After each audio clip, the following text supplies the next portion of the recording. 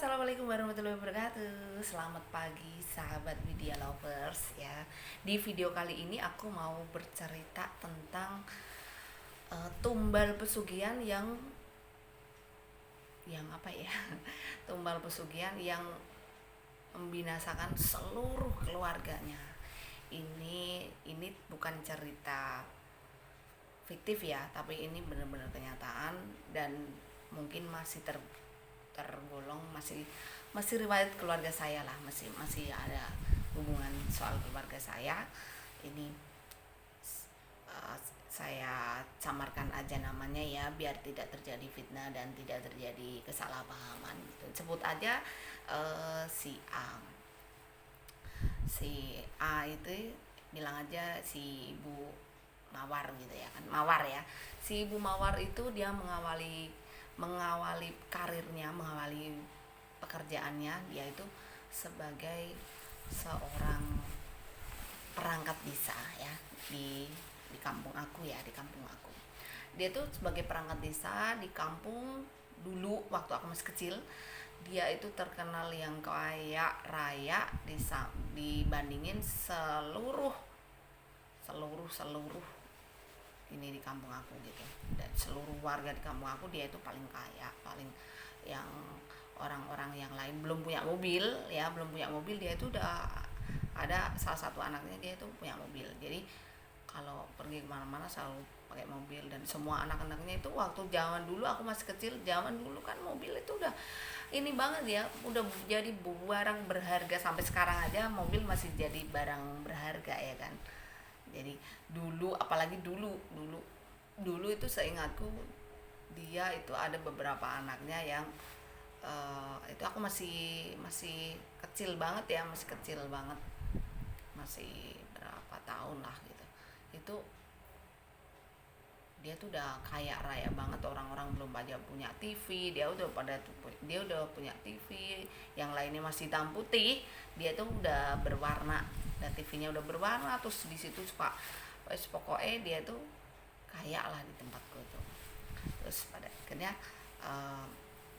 karena aku nggak tahu kalau misalkan ada indikasi seperti itu.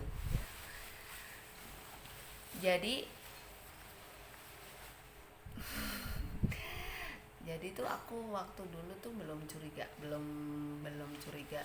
apa ada pemikiran kayak gitu, dia ngambil pesugihan atau apa, sama sekali belum. Tahu-taunya aku sudah dewasa ini dan menyaksikan kematian demi kematian saudaraku itu dengan ketidakwajaran. Jadi kayak tak kait-kaitkan gitu. Ini kok dari yang bapaknya, terus nggak berlama-lama, terus istrinya, terus anaknya, terus menantunya, suaminya, terus abis itu anaknya lagi, terus cucunya lagi, cicitnya. Itu dalam jangka waktu yang kayak bertahun-tahun, berturut-turut gitu loh. Dari dalam jangka waktu berturut-turut itu 1 tahun 2 tahun pasti ada yang meninggal dari keluarga si Mawar itu tadi. Makanya aku tuh sampai yang, kok ini belum ada berapa harinya gitu, belum ada 1000 harinya udah meninggal lagi gitu. Terus baru berapa ratus hari udah meninggal lagi gitu. Itu selang beruntun gitu. Jadi selama 1-2 tahun pasti ada korban meninggal dari keluarga itu. Terus lama-lama kan aku jadi berpikir, oh kenapa ada kayak gitu, dengan kejadian beruntut kayak gitu ya. Terus dewasa ini saya sudah tahu jawabannya. Ternyata memang dia tuh ngambil gitu karena waktu itu sempet saya sendiri kesurupan. Dia dari pihak keluarganya dia ada yang kesurupan nyerupi saya, terus dia minta tolong. Kebetulan Pak D saya itu waktu itu dia kan main ke rumah, terus dia kayak lagi ngobrol-ngobrol sama aku, tiba-tiba aku kesurupan ya, terus nangis. Ditanya Pak Deku kenapa gitu, terus dia cerita kalau dia namanya si Herman. Ini bilangnya Herman gitu. Terus ditanya kenapa nangis, dia minta tolong gitu, katanya tolong disempurnain ini kayak gini, aku nyesel. Terus nggak berapa lama habis kesurupan dia nih Herman nih, aku kesurupan lagi tuh sama si Bunga, lagi si Bunga itu yang notabene dia, Bunga itu istrinya dia gitu, istrinya si Herman tadi gitu. Dia minta tolong lagi, minta disempurnakan. Terus dia bilang dia nyesel, padahal saya sudah tahu kalau orang tua saya nganut seperti itu. Ternyata saya malah melanjutkan misinya dia gitu. Karena di samping itu juga nggak mudah memutuskan rantai yang seperti itu, kan memang nggak mudah gitu loh. Jadi kalau kita sendiri nggak bisa, ya kita sendiri yang ibaratnya kita mau memutuskan rantai itu tuh, kalau kita nggak mampu, kita sendiri nanti ikut jadi tumbalnya dia gitu. Terus aku waktu itu sempet ke rumahnya, sempet ngeliat, sempet ditawarin juga ya, suruh tinggal di situ, tapi aku nggak mau gitu, karena aura mistisnya itu kentara banget. Terus aku masuk ke situ. Jadi ini menurut penglihatan saya dengan mata batin saya ya, itu semua tumbal-tumbal yang ada di situ, semua tumbal-tumbal yang mereka itu notabene semua keluarga itu yang terbantai karena pesugihan tadi, itu ada di situ semuanya dan berteriak minta tolong sama saya. Terus habis itu, terus yang pasti kan kayak gitu ada jin pembantai mereka itu yang dinobatkan buat bantai mereka itu pasti ya, pasti nggak mungkin enggak. Makanya itu kalau pesugihan atau tumbal atau segala macam, karena jin itu dimintain tolong, dia tidak mungkin tidak mengharapkan sesuatu, pasti dia tuh mengharapkan sesuatu. Jangankan jin ya, kita aja nih manusia ya, kita manusia yang punya akal, punya pikiran, kita aja kalau dimintain tolong sama orang aja kadang masih ada pengen imbal balik, pengen minta upah gitu ya, apalagi bangsa yang kayak gitu. Jadi tidak ada yang gratis di dunia ini tuh, tidak ada yang gratis, pipis saja bayar ya kan. Makanya kalau bohong, kalau misalkan pesugihan apa segala macam bilang tidak ada tumbal, tidak ada ini, bohong, itu bohong, pasti ada imbal baliknya gitu, nggak mungkin gitu. Nah waktu itu terus sempat kesurupan 2 kali.